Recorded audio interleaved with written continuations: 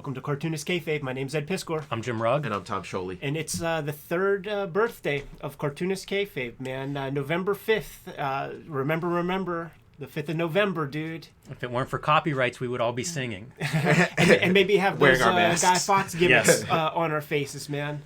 It's been fun, fellas. 3 years, man. That's hard for me to believe. Sometimes it feels like it's a few months. Sometimes it feels like it's a decade. It kind of depends, man. It's been an interesting 3 years, that's for sure. Feels quick to me because I think we're all agreeing to punt 2020 and just pretend like that shit didn't even happen. Yeah. But this has provided a great oasis for me throughout the week, going through those struggles of 2020 and even sort of the harsh conditions of stuff that we've been dealing with this year. Cartoonist Kayfabe is always here. I always get a chance to talk with my homeboys about comics and forget about nonsense, man.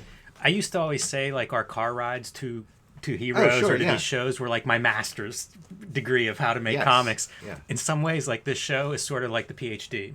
Like I'm pulling comics out every week. I'm probably reading certainly more diligently than I was before this show. Yeah. And looking at stuff that a lot of rereads, these classic comics that we've been pulling out and talking about the last couple of years. It's like, it really is kind of like that PhD, like, intense study. Like, let's go back and reread these classics or these books that meant everything to me whenever I was a kid. The chance to reread them and go through them, it's really been informative to that part of my practice. You look at those comics in a different way when you have to verbalize the stuff that you might have been absorbing, like, intuitively, and then you have to think. It's also a lesson in storytelling because now you have to think about how to articulately express yourself. You also get that part of, like, I'm totally different 20 years, 25, 30 years later, and some of the stuff that I gave no credit to the first time is some of the most revelatory thing to look at now. And conversely, some of the stuff that I was like, this is my favorite comic ever, I reread it and kind of go, that was my favorite comic when I was 13. That's maybe not ever. The Cartoonist Kayfabe channel, man. We have boxes of comics here because we like the Ken Brusniak lettering. That's how it works, man.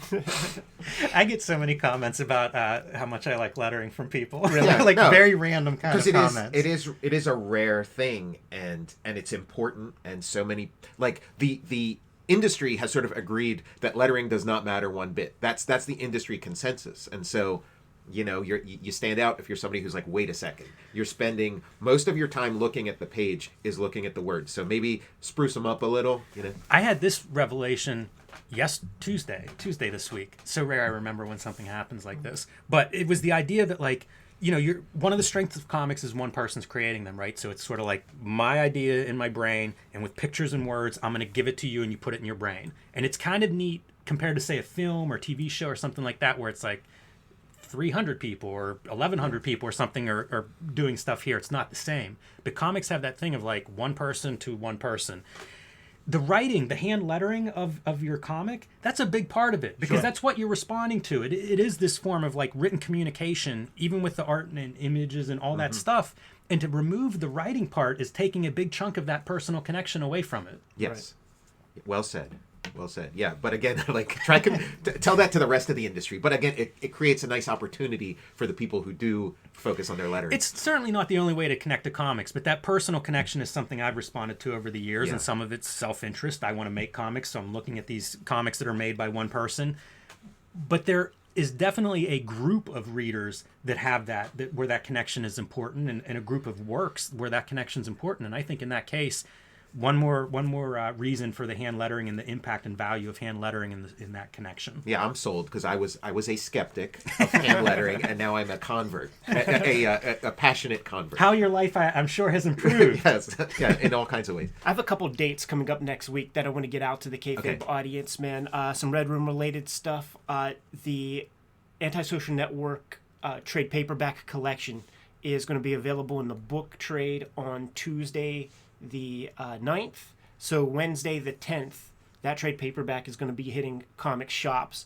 And if you see it at the comic shop, you're interested, you got to scoop it up, because Amazon ended up buying, I think, actually more than half the print run. So all the comic shops in the universe now have to vie for that other half in a world war where the supply chain issues are what they are, and paper shortages and all that, who knows when the reprint of this trade paperback will hit the stands, you know? I'm picturing an Amazon rep at the docks in LA as the package is being unloaded, and they're reading it and going, "Yeah, we'll take 75% of these, send them to the Amazon warehouse." What from what I understand, that like their book buyer, however that works, they're YouTube aficionados. Sure, yeah. Like they know the Cartoonist Kayfabe audience.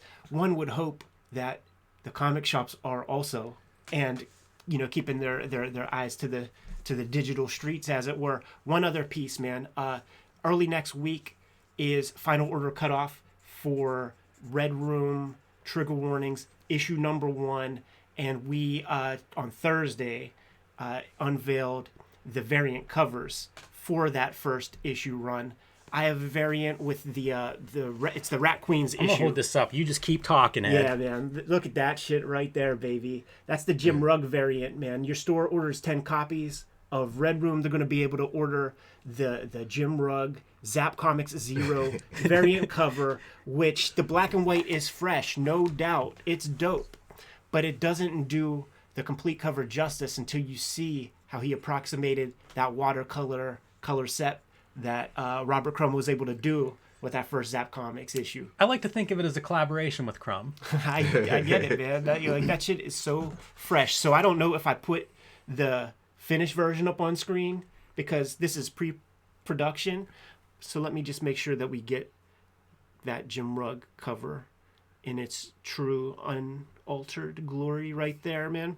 It was a fun one to do. All of them have been enjoyable, but this one really kind of popped. Sometimes they come together in ways you don't expect, and this one was a happy accident in some ways. You've become a cottage industry within the Red Room universe with your variants. Everybody's always looking forward to the next one, but another cottage industry of variant covers is my homie in the land of the rising sun, Peach Momoko. She receives Eisner Awards for her cover work, man, and she's a homie. So get your homies on board with your stuff. She drew a fantastic Mistress Pentagram that is another variant cover to go along with Red Room Trigger Warnings issue number 1. The way stuff played out that first round, man. The first Red Room comic, top-selling Fantagraphics comic ever. Second top-selling comic, Red Room issue number 4. You see? Yeah, interesting. So let's see if we could, keep that trajectory rolling, man. We didn't do so much advanced promo on Trigger Warnings issue 1 because we had the trade paperback, but it's out there. The retailers know the deal. And Jimmy, you and I think on Tuesday, the 9th, are going to be doing like a book presentation opening thing at Floating World, handling it digitally. We're going to be using the powers of our webcams and Yeti microphones to handle that. But, doing that for Floating World makes a lot of sense, man, because in the past 20 years, they're like one of the coolest publishers to come along, man. I'm excited for that. I went to some of those whenever Adrian Tomini was doing them for his latest book, and it's kind of cool. It's a very focused discussion, so that's what we'll be doing is talking Red Room, basically the first 4 issues, that trade paperback, and, I think that maybe they will have some questions from the crowd, possibly, but it should be a fun discussion, and I like doing this, like however you interact with these bookstores, because I know they'll bring people that are their people. It'd be a chance once again to put your comic in front of some new faces and to just really kind of dig into it. Now, we took a look at this Zap Comics homage cover piece of original artwork that you created for Red Room, but that is not going to be the last piece of original art we're going to take a look at here on this weekly, because Uncle Jeff Darrow, he was in France for a while, but he came to the States for a minute, had some business out there in Glittertown, out there in Hollywood, man. So he was on our shores, which meant cheaper shipping rates and safer shipping rates than trying to get things to us from across the pond. And I got a poster tube from Uncle Jeff, man. This thing right here. And he sent us some original art, because he's our brother from another mother. And you've been kind of torturing us Red Room style, Ed, making us wait to see that artwork in person. So here's a piece that he did for you, Tom. Yeah, I like it. He says he likes your work a lot, and Even though I think it's It's upside down. down, yeah. oh But they're underwater, so it could still work. yeah, check that piece out, man. That's pretty freaking sick. It's amazing. That is really great. I love seeing his actual lines on paper like that. So That's- clean and just a great drawer. Virtuoso as a drawer. Wow. Now, Thanks, Jeff. now here's the thing. Yes, thank you so much, Uncle Jeff. Here's the thing, Jimmy. I didn't even really look at this fully yet either, because I wanted to check it out and get a real proper reaction. So he said, Ed, keep one, give one to Jimmy. And what it is, it's the cover to his Red Room variant cover that he did for us. Whoa. I don't even think it's going to be able to be seen on screen. Completely. Wow. It looks like it's like blueprints. Yeah, it's wild. Oh my goodness! Here, man, you get the pencils. Let me try to. Man. Dude, hold yours up. Hold yours up right next to this, man. Seeing the size explains a lot, like how he's able to get all that. You know what this is? Detail. Tom, can you grab Yeah, sure. that side, those corners on that side? This is some Da Vinci Code. Like, you have one half of the puzzle, I have the other half, man. With our powers combined, we could almost get some glimmer of understanding of how Jeff Darrow's process works. You know what's wild is I look at the pencils, I look at the inks, and both of them look like a machine produced them. One They're to one. perfect. They're just perfect. 1-to-1. It's literally arbitrary choosing one or the other, but just because it's this is what was printed. I'll take this one. It has rapidly become my prized possession. It's incredible. Yes. Just mind-blowing. That's amazing. And maybe worthy of an upcoming art episode, Ed, where we can do a high-res scan or something to really show off. It just blows my mind. It really feels like that power. We've looked at original art on this show, things like a Jack Kirby page, and I remember there's a feeling of touching these and seeing these things in person, where it does feel like this. You're getting something more than just a beautiful piece. Yeah. There's some energy that comes There's off that of these thing, things. it's like awe. It's this feeling that you get in the base of your person. Jimmy, 3 years ago, man, I come to you with this idea. I see these retro video game YouTube channels. They're taking a look at Nintendo Power, going page by page. I'm thinking of doing this YouTube thing, man, where I have these Wizard magazines collecting dust. Let's do the comic version of that and unpack this shit. Did you think that a couple years later you would own a piece of Jeff Darrow original You know what, artwork? man? I was going to say, it was a little confusing to me at first. You had to show me kind of the videos, and I'm looking at your vision board, and that part with the Jeff Darrow original art seemed impossible to predict, Ed. Vision board. Yeah, this is, this whole show is kind of, the longer this show progresses, the further it gets from whatever original ideas I had. You see that signed Hacksaw Jim Duggan 2x4 back there? It might be obscured by the lamp a little bit. That's a perfect example, especially considering the origins of that. And happy to see Hacksaw kick out of emergency surgery this past week. So keep fighting the good fight, Hacksaw. We're going to need another 2x4 to avoid, too much of a split here. That's the truth. And Uncle Jeff is heading back to France as of this recording. Safe travels, Uncle Jeff. Thank you so much for this fantastic artwork. It sincerely is a prized possession of mine that I held off. This tube came 10 minutes after you guys right after we left last recording session. And I did my best to try not to look too closely to try to preserve that for the air. I'm going to be sitting with this thing routinely. The funny part of this is going to be my wife hates comics. Right, sure. And then you think about the subject matter of that drawing once I get it framed Hang and put it on in the wall. living room, Yes. above the couch. Did she see this? What did she think of this? You know what? I don't think I showed her that. There's a rat being you only see half of a rat right there. Where's the other half? Hey, that's not me. That's Red Room, man. Don't put that on me. If you go to the Red Room trade paperback, man, in the director's commentary section, there are several sections where I cite Jim Rugg as being the inspiration. The real life inspiration. Now, they didn't find the skulls under his stairs yet, so not real life. But I drew things one way, and he was like, "How about this? How about that?" And I'm like, "Jim, you're spot on, sir." It's just comic book talk. It's comic book talk. One last note, or maybe not, on the Jeff Darrow artwork. Meeting Jeff Darrow, having him on here in one of our great shoot interviews. People love that interview, of course. It's all the things that have happened as a result of Cartoonist Kayfabe that I never anticipated, that I sit here 3 years and I think, like, what do the next 3 years hold? Yeah. You know, from meeting cartoonists that I admired or had questions for and being able to actually ask them that, but just the whole, everything that's come out of this channel, most of it for me was unplanned. I always say, like, we start talking Wizard, and I was like, does the camera work? You know, does the microphone work? I had no inkling of, like, what's the audience reaction to this? Will, you know, how will people respond? And it's been amazing. Like, that's been, you know, I'd hate to say a huge surprise, but maybe just not planned. I wasn't thinking 3 years in the future, you know, in 2018, whenever we sat down and start recording these. I knew this would be fun. I knew it was going to be huge. I thought it was going to be huger. I thought that, you know, be on like cable by now, you know, like have like the Cartoonist Kayfabe channel like on your, you know, remote. I like that thought. There's still a ways to go. You're Give right. me some time. Right. Yeah, there's still a ways to go. Man. The Kayfabe crew, like the noobs. Here's the deal, man. Like, I was taking a look at our numbers with the shirts and stuff, right? And we have 50,000 subscribers. We sell 16,000 shirts. Let's bump it up to at least 25. We need to have like one of these magic events, like Grant Morrison, when everybody masturbates to keep invisibles alive. We need to have one where like everybody wears their kayfabe shirt the same day, like a kayfabe day. You know what, man? There's somebody is doing like a TikTok challenge, and he's putting the call out there. He's like, yeah, you know, this is a platform for maybe, you know, younger people, whatever.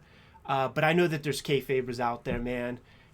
Wear your kayfabe shirt. Wear it proud, man. Make your TikTok video. I you know, maybe I'll download TikTok and see what the hell's happening. Say, that might be one. Man, my wife will be pissed whenever kayfabe stuff starts showing up on her TikTok feed. That would be the greatest kayfabe moment of my life in some way. Listen, man, I can't wait. You know, I feel like it's a little premature to announce our sort of one convention that we'll be doing, because I just want to definitely have that plane ticket ready to go.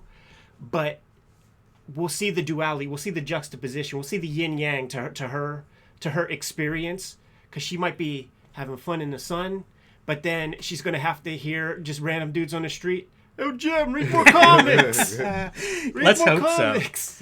So. I have an appeal to the Kayfabe Nation out there. Please. Early on in our shows, when we started doing these weeklies, I was looking for an Elektra Assassin Bill Sienkiewicz poster. Dave Howlett, Halifax. Paschetti Western. Comes through, man, and hooks me up. And Comic Maker, I think, is his current title that he's drawing. So plug for that. But the Kayfabe audience has been great. They've sent us all kinds of stuff that we've looked for, questions we've had, they've answered. This is what I'm looking for now for everybody watching this. When I was a kid, I wrote to Marvel. They used to have a submission guide that they would mail out. And it was just one page, might have been front and back. I can't find it anywhere, and I would love to take a look at that document now. I had it when I was a kid. Mm-hmm. It emphasized storytelling, you know, what they were looking for in pencilers and inkers and all these different things. I can't believe I haven't found it online. It seems like that should be posted somewhere. So if anybody has one of those, or if it is online somewhere, share a link. I need to reread that thing. I need to look at it, because I think a lot of what I valued as like an aspiring cartoonist came out of that document. And I'm curious to take a look at that one 30 years later. Yeah, man. Yeah, I remember it was a 2-page thing whenever I sent off to. Is that the same thing, or? I mean, it really, like, I must have been 13 or 14. Like, I remember it as, like, I think a front and a back, but it's so vague. Like, whatever shows up could be exactly what it was, and it may be very different than my memory of it. But I've been looking for it, kind of, you know, Googling and stuff like that, and can't find it. So I'm sure I'm sure it exists out there somewhere. Point me at it. I would be appreciative. And I want to throw out some numbers. 10 million views. We passed 10 million views recently. You mentioned 50,000 subscribers. Great numbers. These are awesome, and it's, you know, thank you to the Kayfabers out there. One, for subscribing and for watching, but also for sharing it. We've done no advertising for Cartoonist Kayfabe. All of our growth comes from all of you at home who share this with everybody, who share it at your comic shop, share it with your online friends. When you guys see an episode that you like, that's how we know, do more of these, how-to videos, more, you know, whatever it is. The good videos are how we know you want to see more of that particular era or that type of video or that subject matter. So share those things. Let us know what you like by continuing to put those in front of like-minded friends, you know.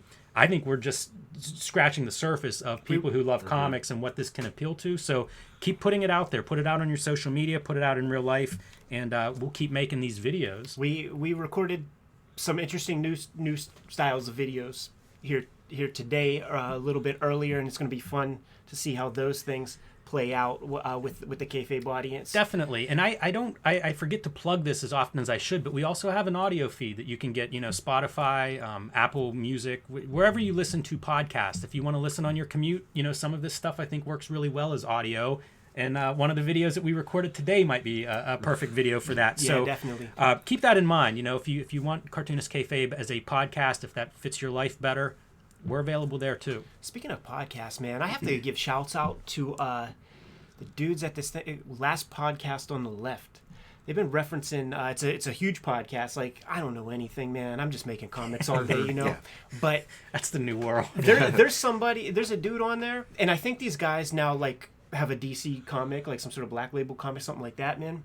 But somebody on that podcast, they reference Red Room, and Wait, Last House on the Left, that's not a real estate podcast? Last podcast on the left. And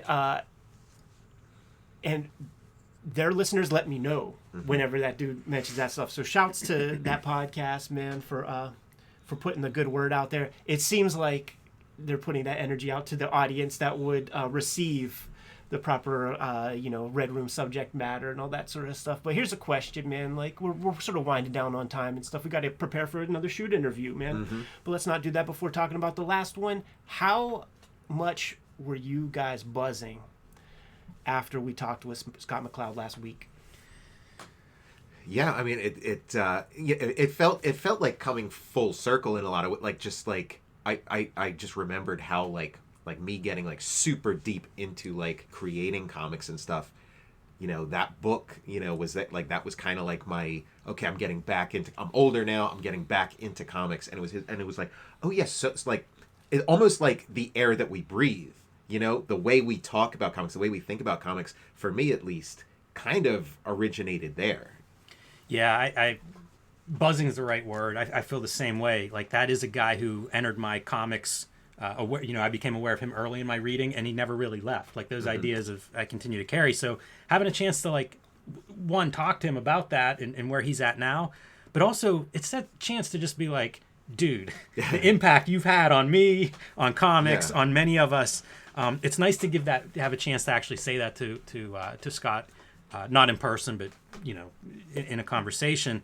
And I just love seeing like how engaged he continues to be. It's incredible. Yeah. Like this guy, he's with Understanding Comics created a machine that sort of allows him to just explore his own philosophical ideas about comics. Like, he's now like, a maester in Game of Thrones. Like, he could just go off, do whatever he wants, work on pages as long as he wants, just get so deep in the weeds, and it's okay. Like, he's going to be all right, man. Like, yeah, one thing that we didn't ask him and I thought about afterwards was how he picks projects, and does Understanding Comics free him up to do whatever he wants? I'm sure virtually. It does. But when I thought about it, on the ride home, it's like, it feels like every project he did before that was the same deal. Yeah. Like when he talked about, who knows, the book might sell 6,000, it might sell 60,000, money's tight.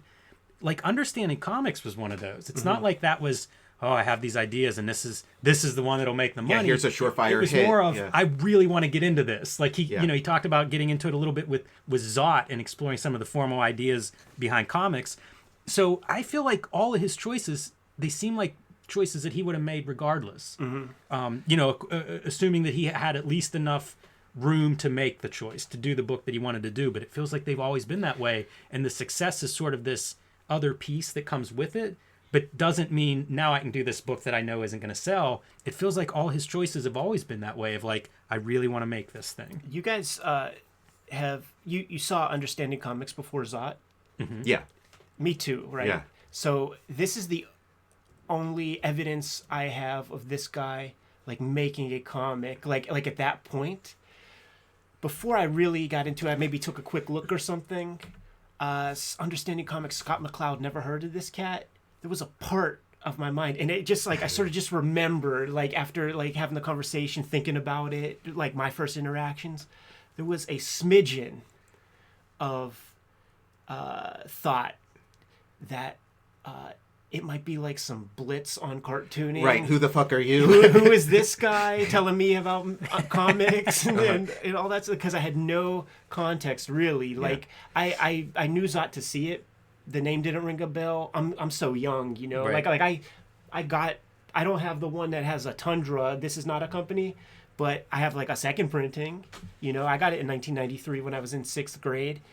But I do remember, like, that was something that just like came to mind. Yeah. Like, I mean, upon recalling. I got it in at like the Carnegie Mellon student bookstore in like, you know, the 94, I think. And there was just like a palette of them because like you had to get it for a certain class. I didn't have a class that taught it, but I'm like, this book looks pretty cool.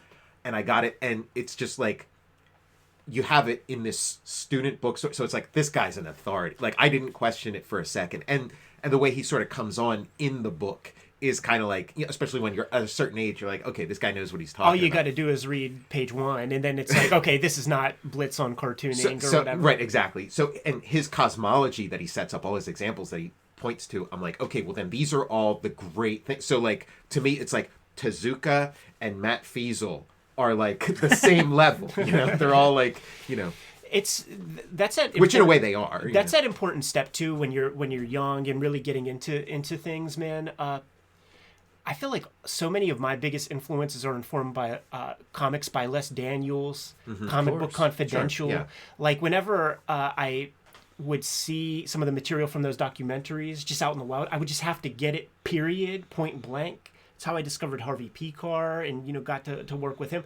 So like in your formative years, when you're seeing something that's kind of like doing a little bit of comic outreach, whenever your whole landscape is the Giant Eagle spinner racks, very helpful.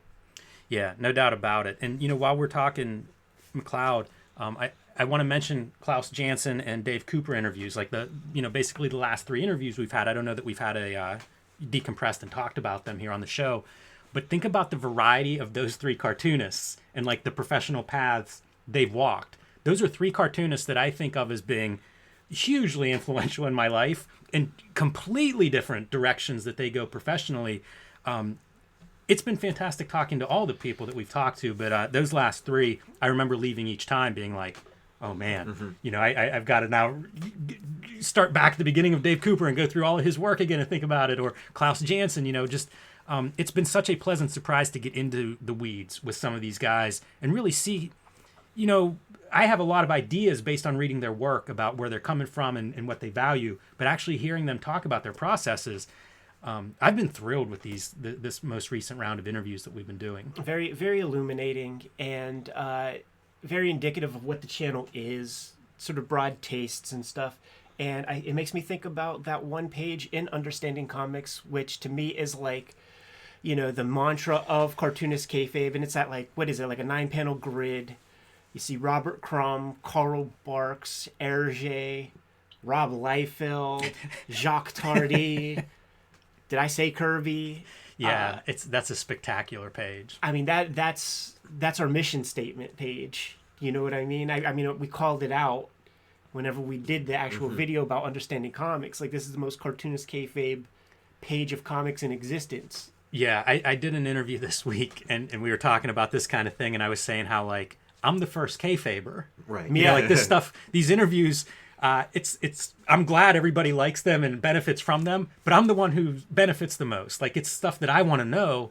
You know, it's answers that I can apply to my own work. And yeah, we get to be view number 1 of a channel that I'm down with. Yeah. A channel that I dig. You know, that like I had a couple like super nerdy questions for Scott McCloud that I just, you know, and usually I do, and sometimes I'm able to slip in these super, but like the one I didn't get to, I might as well put out now, is like when he saw The Matrix, was he like, because he did an issue of Zot called Zybox, which before The Matrix, and it's kind of the story of The Matrix. So I just wondered if when The Matrix came out, if he was like, wait a second, I invented this. You know, you know, there are a few pieces I think that you can go through history and pull out and be like, this is The Matrix. Yeah, before The Matrix. Well, it is like Star Wars, where there's enough people whose work seems like they got ripped off by Star Wars, where it's like, okay, well, maybe Star Wars is just a melange, to use a Dune phrase, you know. There's I think it's like the late Silvestri issues of X-Men. I think it's like Genosha, like right before Jim Lee. The Genosian magistrates, when they're moving and shaking and they're on our shores and they're trying to move from place to place, they go to the phone booth and they hit a couple of buttons and they like get zapped to the phone and go do shit. Yeah, it's like you're a comics fan. And the Wachowskis are comics. Yeah, heads, exactly. You know? soak in all this stuff and then comics comes back out. But yeah, Scott McCloud had his piece of it. They might have been on the Marvel mailing list when those X-Men issues were Yeah. coming out. You know, like they were doing some of the Razorline books. Yeah. So. I was looking at that stuff, man. Like worth an episode or two because it's the Wachowskis making comics. Yeah, Like absolutely. Let's look at Ecto Kid. Yo, Steve Scroce, man. Shouts, man. Let's get out of here. All the talk we had about shoot interviews of yore. We're about to prepare for another one that we're going to record in about 10 minutes. Kayfabers, like, follow, subscribe to the YouTube channel. Hit the bell. We'll notify you when new vids are available. Jimmy, what's out there? Join me on patreon.com/JimRugg. You can download 10 to 12 of my out-of-print zines and mini comics as soon as you join me there. You can see original art, script, process of how I make comics I make, like Street Angel, Deadly Scroll Live, Plain Janes, Octobriana, and much more at patreon.com/JimRugg. Tom? Check out Fantastic Four Grand Design and Jack Kirby, The Epic Life of the King of Comics. And check out my Patreon, too. Go to patreon.com, search Tom Scholey. Red Room, the Antisocial Network, trade paperback, hitting stands November 9th. That's Tuesday in the book trade. Wednesday, November 10th, in your direct market comic book stores.